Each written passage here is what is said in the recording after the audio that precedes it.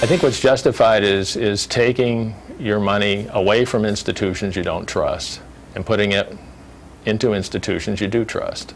Thousands of people all across the country expected to transfer their money this weekend, sending a message to the big banks that they are fed up with all the fees. Thanks for joining us for News Source 16 at 5:30. I'm Renee McCullough. And I'm Matt Templeman. Credit unions and community banks are hoping to sign up some new customers tomorrow on Bank Transfer Day. In tonight's top story, News Source 16's Angela Brauer shows us what you should consider before jumping ship. Angela? Matt and Renee, Bank Transfer Day is a social media campaign actually initiated by one woman in California who felt she was being nickeled and dimed by the corporation she had invested in. She's fed up, and she's now leading the nation in a one-day rally. Bank Transfer Day. It's a day that local credit unions and community banks are welcoming. I switched to Sayusla. Just kind of fanatically happy Selco members out there telling their friends and family that they should come join. But what is Bank Transfer Day, and why is it happening? She had many large financial institutions that broke the public's trust.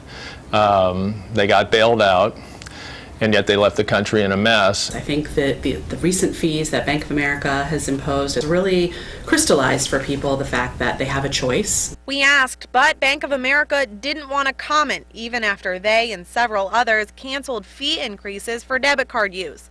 Tired of being nickeled and dimed, tomorrow thousands will likely make the switch, pulling their money from big banks and bringing it home.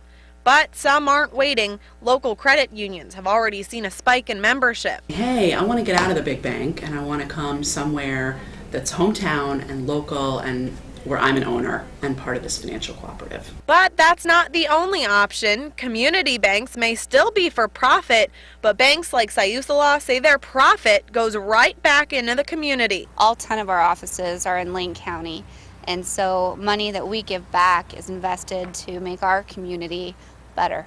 Before you switch, consider what's best for you. The services are essentially the same at each. There is no right answer. It's who you trust more. What is the reputation? What is the integrity of the organization? What do you read in the paper about them? Are you dealing with a trustworthy organization? And if you're not, what should you do about it? Sometimes it takes something specific to make people realize, you know, maybe I should rethink where I'm doing my banking and see if there's a better alternative.